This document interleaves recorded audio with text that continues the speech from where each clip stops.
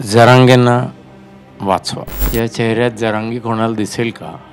जरांगी प्रत्येकाच्या मनात असेल. त्यांना गणपती देता देता मला हनुमान मिळाला. रिकाम्या पोटी असलेला माणूस जर आपल्या लेकरांची भविष्यातली पोटं भरावीत म्हणून स्वतः अजून उपोषण करतोय तर ते खूप मोठं. जरांगेंना पाहिल्यावरती असं प्रत्येक व्यक्तीला पाहिल्यावरती आपण एक कुठली तरी गोष्ट हेरतो. तुम्ही काय हेरलं? मला वाटतं नो नॉनसेन्स. त्यांच्यामध्ये नो नॉनसेन्स. डोक्यात इथे जागा नव्हती चित्रपटासाठी की मी डॅडी करू शकतो आणि मीच जरांगी करू शकतो. हाय हॅलो नमस्कार, मी जयती. एबीपी माझामध्ये तुमचं स्वागत करते. सगळीकडे एकच चर्चा आहे सध्या, ती म्हणजे भगव्या वादळाची. सामान्य माणूस किती असामान्य ताकदीचा असू शकतो हे दाखवणारं जिवंत आणि चालतं बोलतं धडपडतं उदाहरण म्हणजे मनोज जरांगे. मनोज जरांगेंचा हा संघर्ष मोठ्या पडद्यावर दिसणार आहे.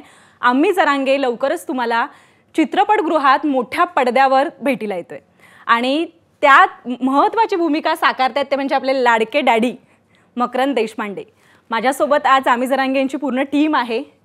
दिग्दर्शक आहेत योगेश भोसले, अजय पुरकर आहेत आणि सुरेश पंडित आहेत. सगळ्या टीमचं माझ्यामध्ये स्वागत आहे. पहिला प्रश्न तर दिग्दर्शकाला आहे, कारण की आम्ही जरांगे हा एक लढा आहे मराठा आरक्षणासाठी घेतलेला, पण तुम्ही म्हणताना असं म्हटलंय की हा मराठ्यांचा उत्सव आहे, तर हे असं का? कारण जो या चित्रपटामध्ये संघर्ष दाखवलेला आहे आणि 100 वर्षापूर्वीचा इतिहास सुरुवात तिथून आपण सुरुवात केली आहे. मग अण्णासाहेब पाटील, अण्णासाहेब जावळे, त्यानंतर आमचे विनायक मेटे साहेब आणि जारांगे पाटील साहेब.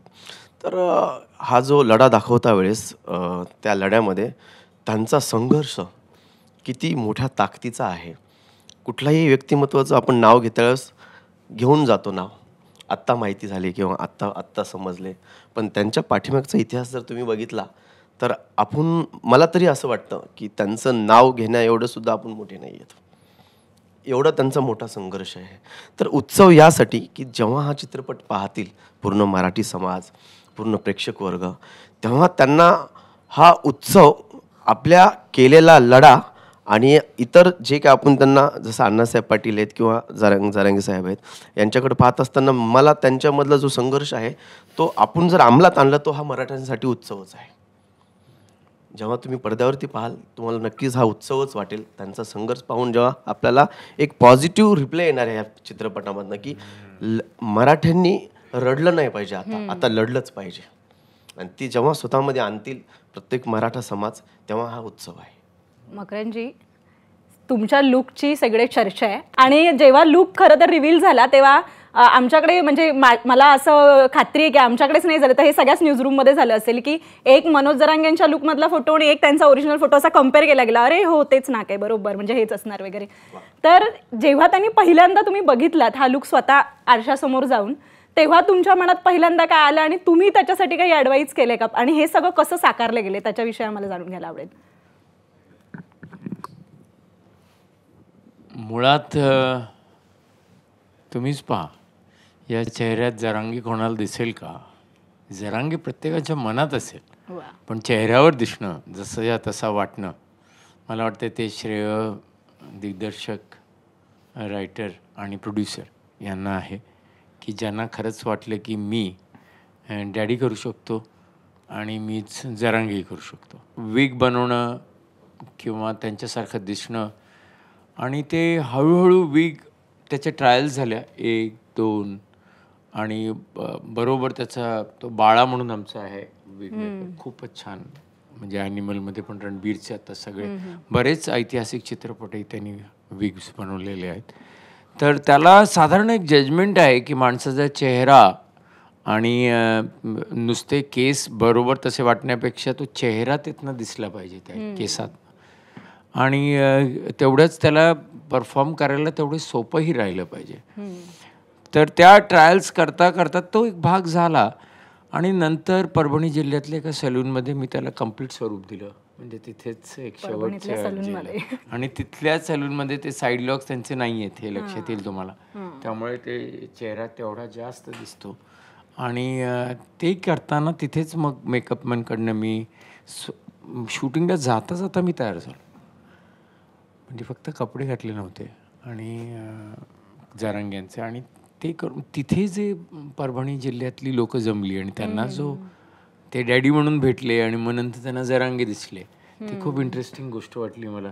आणि तिथनं पोचलो तर मग यांनी फोटोज काढले आणि त्या संध्याकाळी साधारण मला वाटतं 7-8 वाजता असं वाटलं की जरांगे आले आपल्याकडे.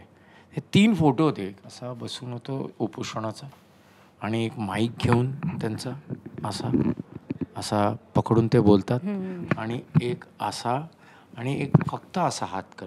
हे 3 फोटो जेव्हा आले ना, तेव्हा अचानक वाटलं की अरे आहे. आणि मग सीन करता करता कधी कळलं नाही खरं की कधी जरांगे आले. आणि मग त्याच्यानंतर मला वाटत नाही, आम्ही फक्त रात्री झोपायचो, सकाळी किती वाजता असं त्याला विचारायचो. सकाळी उठून जरांगेहून जायचो, जरांगेहून परत यायचो. बऱ्याचदा असं झालं त्याचं. आत्ताच त्यांनी सांगितलं, मी अशा अवतारात त्यांनी मला फार कमी पाहिलं आहे, सतत जरांगेंच्या. त्यामुळे जरांगे बनताना बनलो. मग आता प्रश्न आहे की जरांगेंसारखं बोलणं, जरांगेंसारखं वागणं.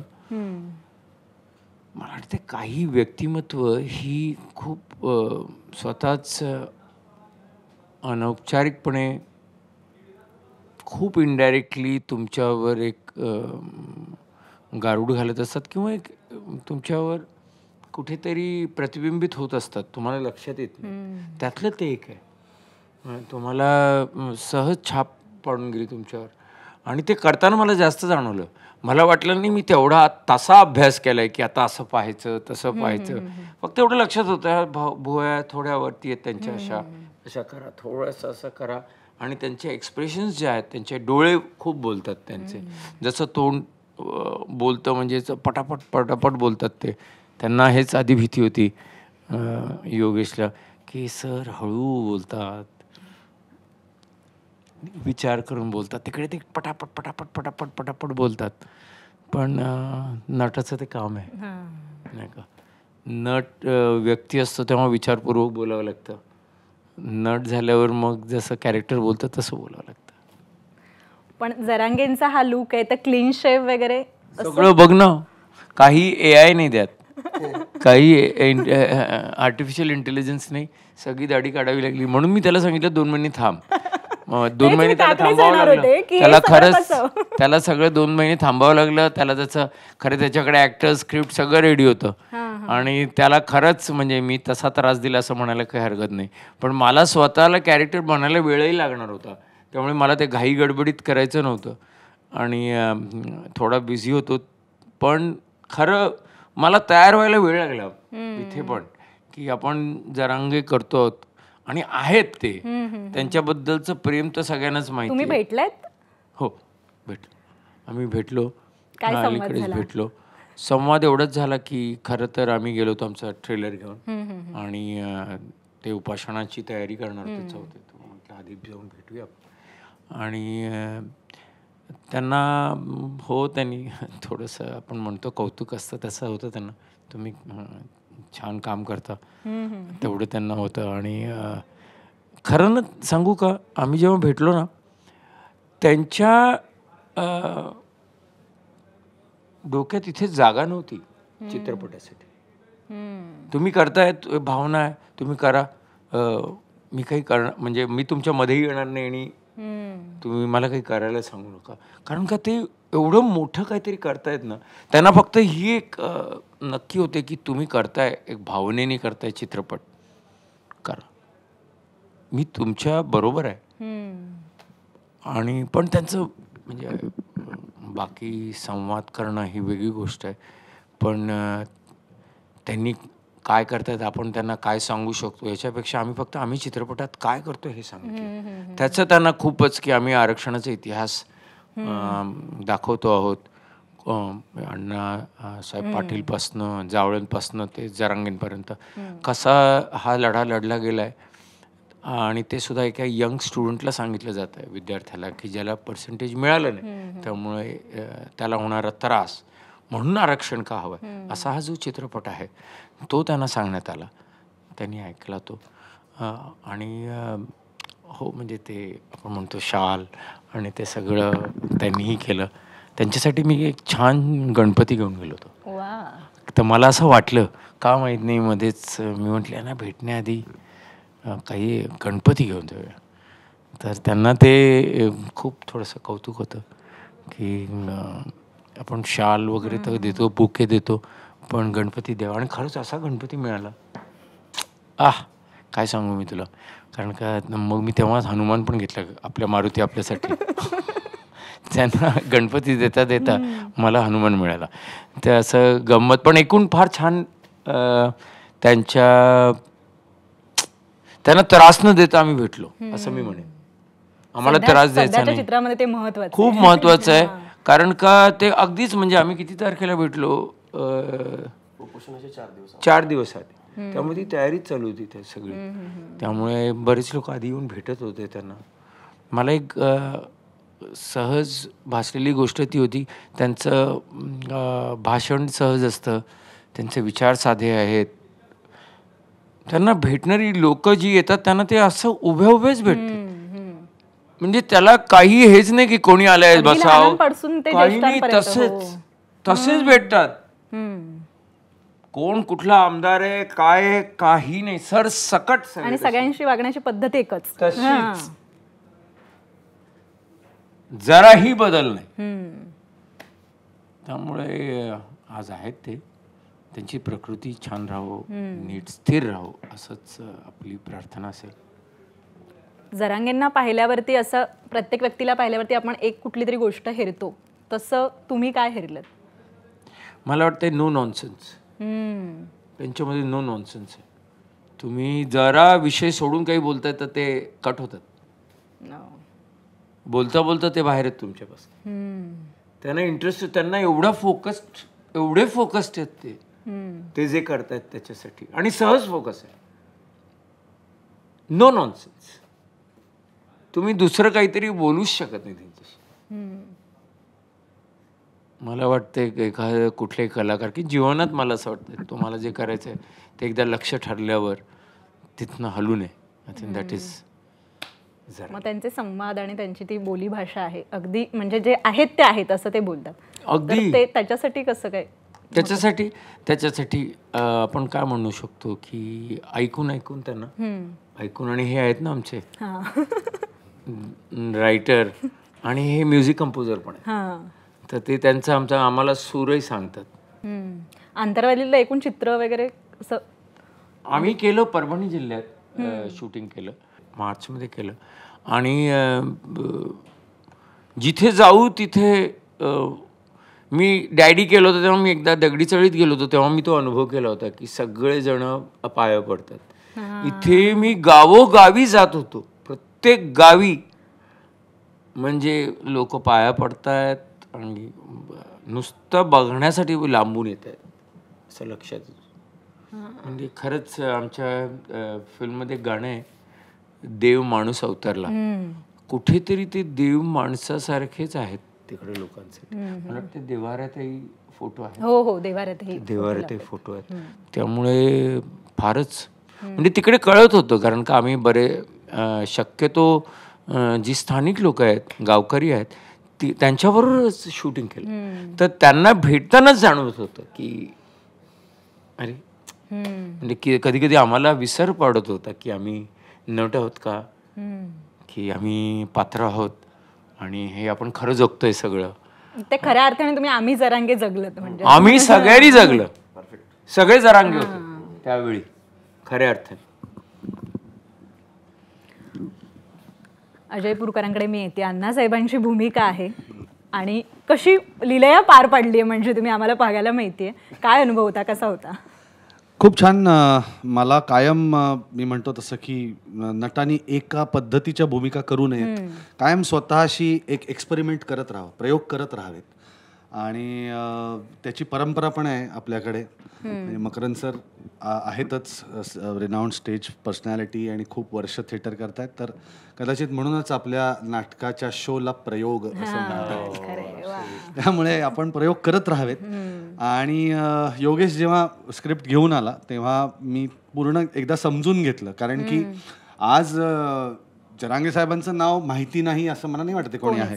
त्यांनी पूर्ण प्रवास दाखवलाय चित्रपटामध्ये. म्हणजे हे जे काही आता घडतं आहे त्याची पार्श्वभूमी काय, ते का घडलं आणि त्याच्या पाठीमागची भूमिका असणारी लोक कोण, त्यातले प्रामुख्याने अण्णासाहेब पाटील. हे मला त्यांनी समजून सांगितलं की हे काय असं असं आहे. मी म्हणलं बघ मला जरा थोडासा वेळ दे, कारण की मला ह्यांच्याबद्दल माहिती नाही आहे आणि एखादं असं पात्र जर ते इन अ वे हिस्टॉरिकलच आहे, कारण की त्यांनी इतिहास घडवला, रचला आणि त्याच्यामुळे आज आपण जे काही बघतोय ते बघतोय. तर मी म्हटलं मला थोडासा अभ्यासाला वेळ दे, मला त्यांचे काही फोटोग्राफ्स पाठव, कारण की मी स्वतःला आरशामध्ये तसं व्हिज्युअलाइज करण्याचा प्रयत्न करतो की आपण तसे दिसू शकतोय का, तसे डोळे आपले आहेत का, किंवा आपल्या डोळ्याचा फोकस तसा आहे का त्यांच्यासारखा, देहबोली काय असेल त्यांचं. आता मागे पोस्टर तर आहेच आहे, पण त्यांच्या एक विशिष्ट प्रकारच्या मिशा आहेत आणि एकूण मला ती पर्सनॅलिटी खूप आवडली.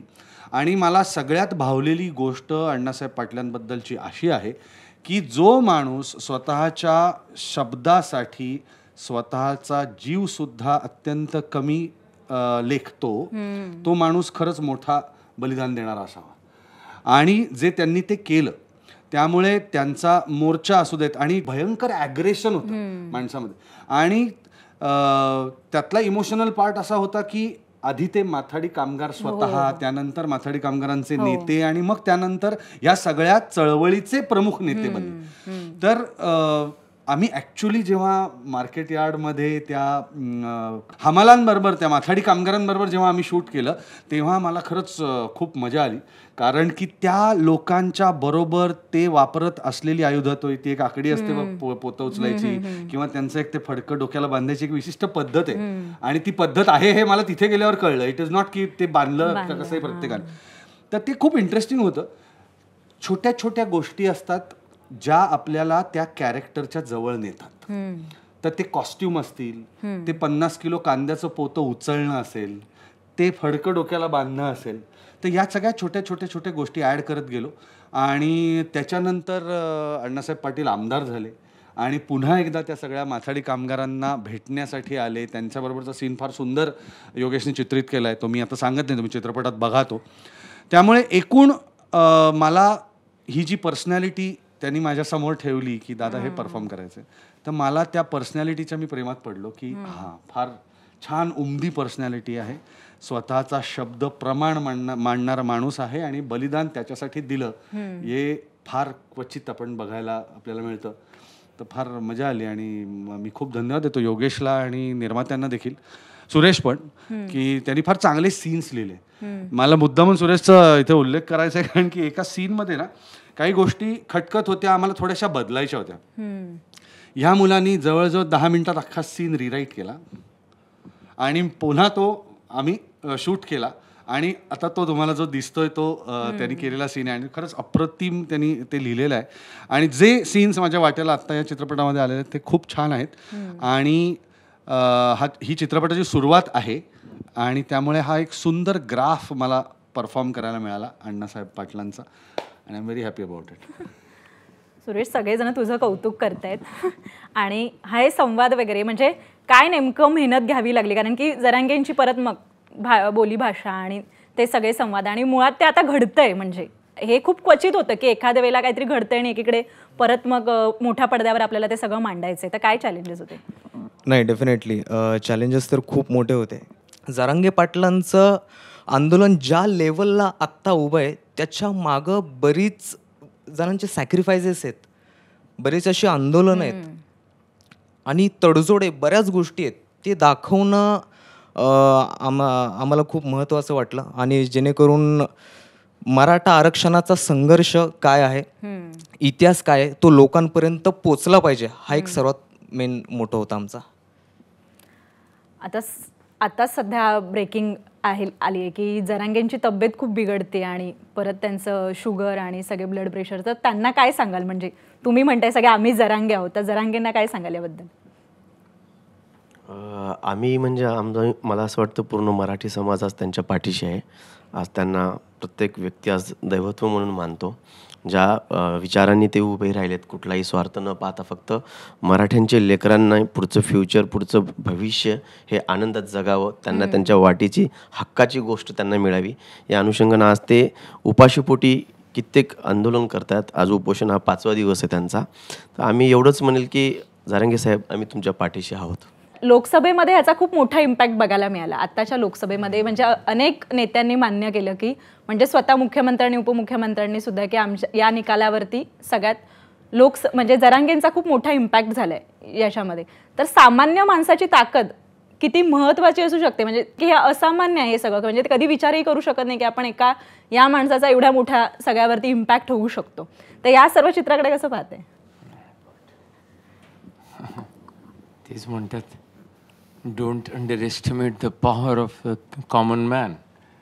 ते जे म्हटलं जातं आहे ते अगदी खरं आहे. मुळात जरांगे आज मला असं वाटतं की त्यांनी असं केलं की पूर्व दिशा ती एवढी ताकद आली आहे. ती ताकद आली कुठं नाही, साधेपणात आली आहे. आणि आणखीन एक बघितलं, त्यांच्यावर जो टाकलेला विश्वास आहे तो अतूट आहे. माझं तू जर म्हणशील की आता त्यांची प्रकृती खालवली आहे, तर माझं असं म्हणणं आहे की मराठा समाजाला म्हणणं आहे की जरांगेंना वाचवा, अजिबात त्यांची तब्येत बिघडून देऊ नका, जरी ते म्हणाले तरी सुद्धा. कारण का ते असायला पाहिजेत ना. लढा हा बलिदानाने होतो, हा बरोबर आहे. पण आत्ता मला जर विचाराल तर मी एवढंच म्हणेन की कुठल्याही निर्णयासाठी त्यांचं असणं हे गरजेचं आहे. म्हणून आत्ता माझं तर या सगळ्यांना म्हणणं असं आहे किंवा फिल्म की तुम्ही आता तब्येतीची काळजी, बाकीचं सगळं तुम्ही आहात तर होईल, तुम्ही असणं गरजेचं आहे, एवढं मी म्हणेन. आता जेव्हा मकरंदजी अशी भूमिका साकारणार आहे हे सगळ्यांना कळलं. खरं तर इतर म्हणजे बायोपिक वगैरे हे सगळं ठीक आहे, पण मनोज जरांगे म्हणजे खूप सेन्सिटिव्ह विषय आहे, ज्वलंत आहे वगैरे आहेच, पण खूप सेन्सिटिव्ह आहे, खूप नाजूक पद्धतीने हाताळण्याचा विषय. तेव्हा काही खास सूचना वगैरे आल्यात नेते मंडळींकडून किंवा अनेक मित्रांकडून जवळच्या वगैरे अशा? उलट माझ्या जवळच्या मित्रांनी एवढं सांगितलं किंवा माझ्या मोठ्या भावांनी मला सांगितलं की तू करशील तर हे चांगलंच आहे की एक.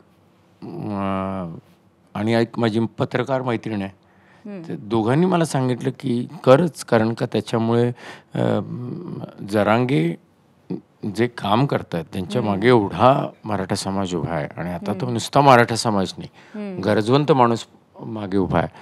तर तुझाही विश्वास त्याच्यात आणि तुझा विश्वास आहे, एक माणूस म्हणून आपला विश्वास असतो ना, कोणी काम करत आहे नाही का, समाजात काम करत आहे आणि निस्वार्थ काम करत आहे. आणि असं नाही की पोट भरलेला माणूस काम करतो आहे. रिकाम्या पोटी असलेला माणूस जर आपल्या लेकरांची भविष्यातली पोटं भरावी म्हणून स्वतः अजून उपोषण करतोय, तर ते खूप मोठं काम आहे. तर तेव्हा खरं मी तेवढा विचार नाही केला राजकीय काय पडसाद येतील. फक्त एवढाच प्रश्न होता की आपण ते करू शकू का, ते आव्हान पेलणं. त्यांचं जे सत्य तेवढं सत्य आपल्या डोळ्यात येईल का आपल्या डोळ्यात कुठे व्यवहार दिसेल किंवा फक्त कला दिसेल. कारण का कलेच्या पुढे आहे जीवन. जीवनात समोर कला नेहमीच तोकडी असते. जीवनाला सोपं करण्यासाठी म्हणून कला वापरली जाते. तर आपल्याला ते जमेल का, तिथे तेवढं माझं लक्ष होतं की आपल्यामुळे जरांगे पाटील हे कुठे कमी वाटू नयेत किंवा त्यांचं काम हे चुकीचं इंटरप्रिट होऊ नये, एवढा प्रयत्न होता. आणि मला वाटतं ते आमच्या डायरेक्टरनी फारच जबाबदारीने आणि त्यांनी जबाबदारीने केलं. म्हणून तिकडचे आम्ही जे स्थानिक सगळी कामं कोणीही आम्हाला थांबवलं नाही ना, आम्ही याचा अर्थ बरोबर काम करतो. त्याच्यावरतीच येणार होती की हे सगळं म्हणजे भव्य आहे जर बघायला गेलं तर. कारण की ती एका माणसाच्या विचारावरती फक्त एवढे सगळेजण लाखो करोडो जण जमा होतात, हे कसं दाखवले म्हणजे चित्रपटात हे एक वेगळं चॅलेंज आहे. मला वाटतं ते फक्त त्याच्या प्रेमापोटी, त्यांच्या प्रेमापोटी. किती वेळा तर असं आम्हाला वाटत होतं हे शूटिंग चालू आहे का आम्ही जगतोय, मी जे मगाशी म्हणतो अगदी तसं होतं त्याच्यावर. मला एवढंच माहिती आहे की असे सांगायचं आहे हे सरपंच आहेत, सरपंच पण सीनमध्ये होते. बऱ्याच ठिकाणी आम्हाला म्हणजे आमचा सत्कार व्हायचा आणि ते सीनमध्ये अरे म्हणजे कळायचं नाही की गावकरी नटच दिसले नाहीत आम्हाला एका पॉईंट नंतर. खरं तर नट पण मिक्स झाले होते पण गावकरीच होते सगळे. म्हणजे माझा मित्रपरिवार दाखवलाय त्याच भागातले नट होते आणि ते काही नट आहेत. कैलाश म्हणून तर तो म्युझिक कंपोजर पण आहे. तर असे ते खूप टॅलेंटेड लोक होती सगळी. आणि आणि ती मुलं सगळी कमाल होती ती की ती बाकीच्या वेळी प्रोडक्शनचे काम पण करत होती. असं नव्हतं ते की येऊन ॲक्टर झालेत तर आता ॲक्टर आहेत.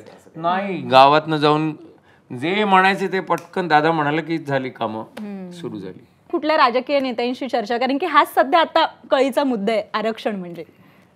माझं एक नशीब काय माहिती का तुला, माझं असं उठणं बसणं नाही आहे राजकीय नेत्यांबरोबर. आणि त्याला कदाचित मी तेवढा प्रसिद्ध नाही आहे किंवा तेवढी त्यांना माझी गरज नाही आहे. आणि त्यामुळे आमच्या तेवढं असं माझं कोणाशी नाही आहे की कोणाला मला विचारावं लागलं की मी करू का, किंवा कोणी मला फोन केला किंवा कळवलं कोणाकडनं कशाला करतोय हा, असं झालं नाही. मला वाटतंय मी भेटलोय फक्त एक रंगकर्मी म्हणून भेटलो असेल काही, किंवा एक फिल्ममधला नट म्हणून, पण जास्त रंगकर्मी म्हणूनच माझी जी काही भेट झाली आहे. तर मला आठवते आम्ही ते जेव्हा थिएटर्स बंद झाली होती तेव्हा ते थिएटर सुरू करावी म्हणून कोविडच्या काळात मी उद्धव साहेबांना भेटलो होतो आणि तेव्हा त्यांनी बऱ्यापैकी आमचं ऐकून घेतलं होतं. पण बाकी तसं, आणि मला वाटत का नाही माहिती आहे का तुला, ते आता आहेत आणि त्यांचं आत्ता सगळं चालू आहे. ते एवढं मोठं आहे, आणि तुला मी सांगतोय की याची कुठेतरी आत्ता जरी रजिस्टर नाही होणार, आत्ता फिल्म रिलीज होते. फिल्म रिलीज झाल्यावर ते लोकांपर्यंत जास्त पोहोचेल. म्हणून नाही की आम्ही त्याला राजकीय फिल्म, पण त्याच्यातला आमचं प्रेम आणि विश्वास एवढा आहे किंवा त्यातली गोष्ट एवढी खरी आहे की ती भावूक करून टाकणार.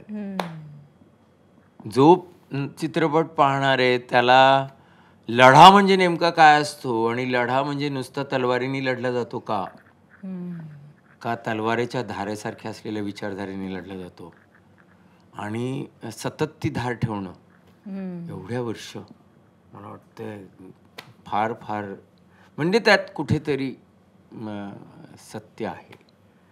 तर ते बघायला, आणि त्याच्यासाठी असलेला त्याग, ड्रामा कुठे आहे, त्यागात आहे.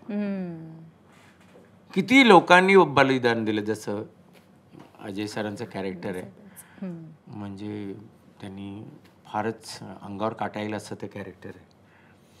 आणि त्याच्यानंतर जावळीनंतर जरांगीत आपल्याला दिसतंय चौथं आमरण उपोषण.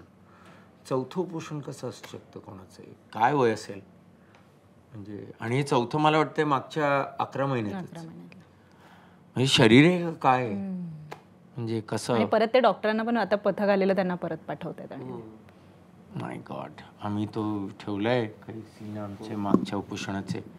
ते करताना म्हणजे करतानाच मला की जा, तो दूर ढकलतो मित्र पाणी घेऊन येते, एक आजीबाई येते, ते फारच भावूक सीन होता की ते म्हणजे बसूही शकत नाही तशा ह्याच्यात.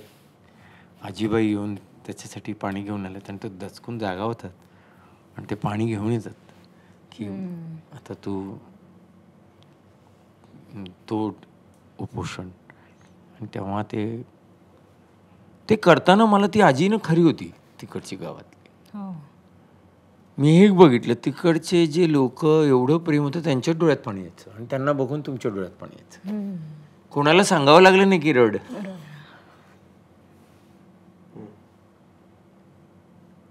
तिकडे ग्लिसरीन नाही वापरलं गेलं, म्हणजे ते एक सिनेमा बघा तुम्ही, अगदीच खरं आहे. ॲक्च्युली यामध्ये राजकीय गंध वगैरे असं काही आपण यामध्ये आमचा उद्देश हा खूप म्हणजे जो आमचा ठरलेला होता की यातनं एकच उद्देश आहे, मराठी समाजातील ज्यांनी कोणी बलिदान दिलं, त्यामध्ये आमचे अण्णासाहेब पाटील, अण्णासाहेब जावळे, विनायक मेटे साहेब, तर यांचा संघर्ष आणि यांचा इतिहास आणि एक आरक्षणाची व्याख्या काय आहे ही गोष्ट मराठी समाजापर्यंत पोहोचावी.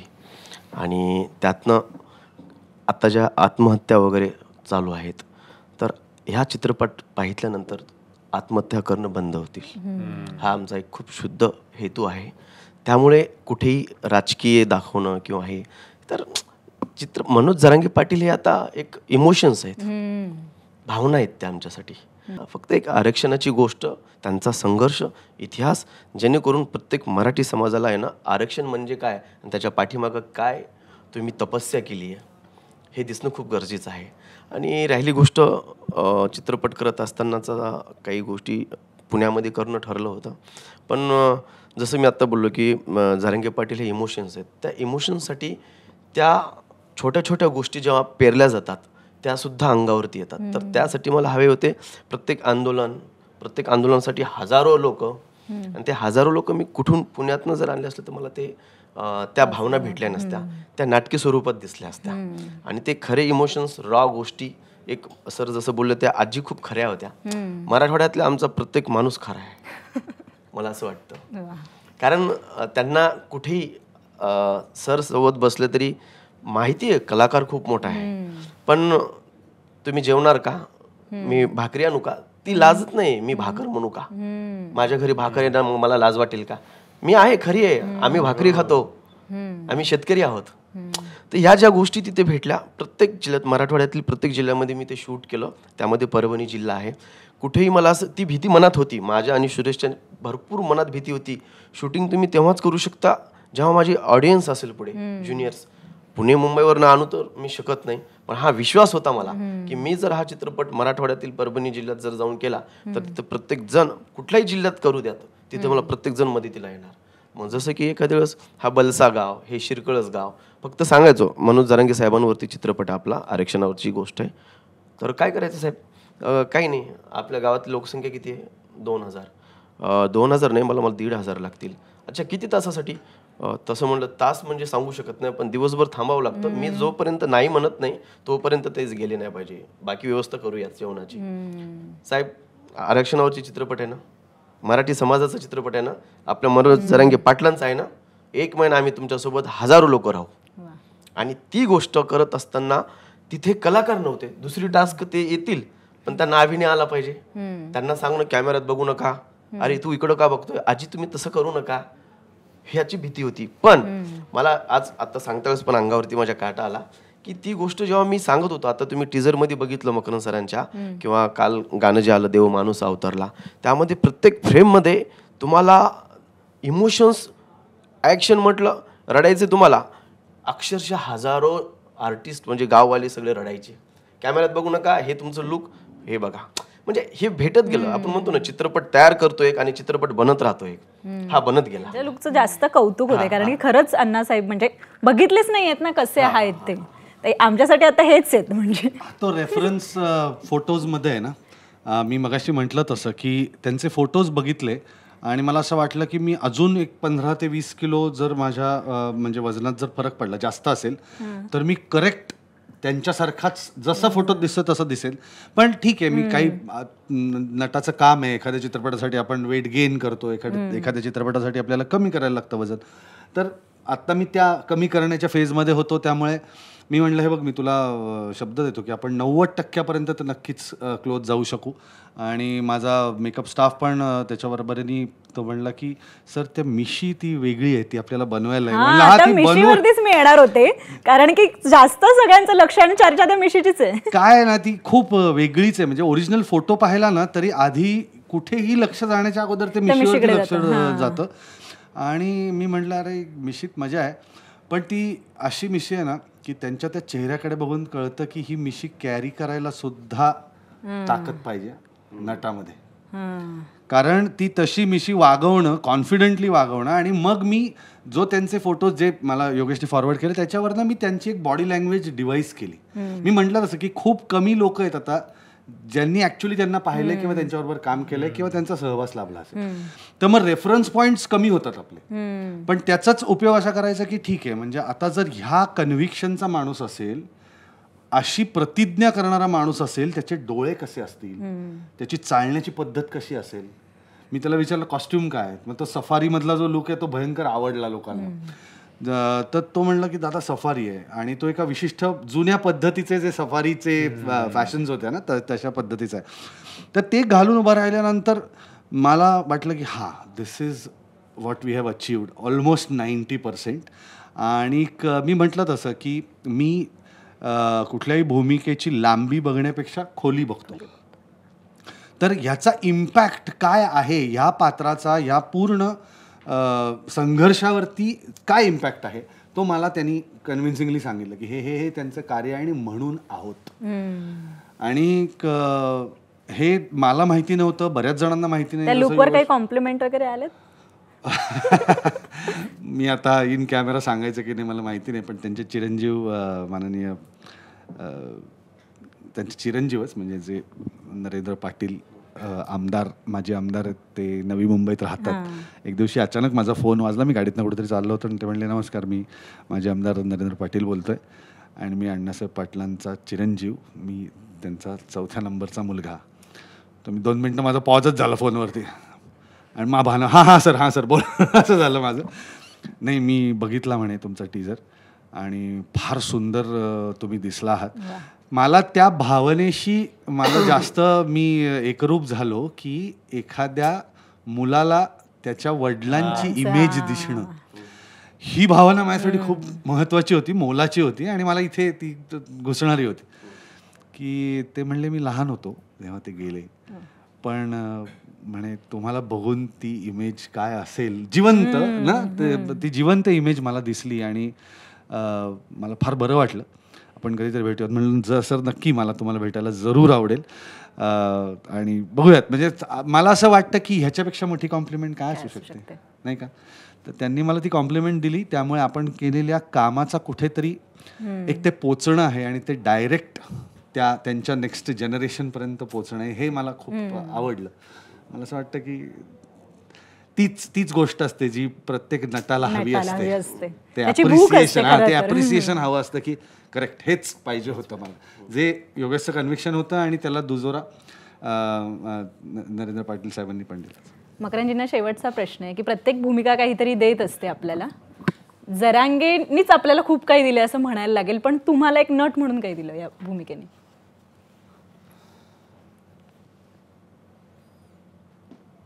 साधेपणा.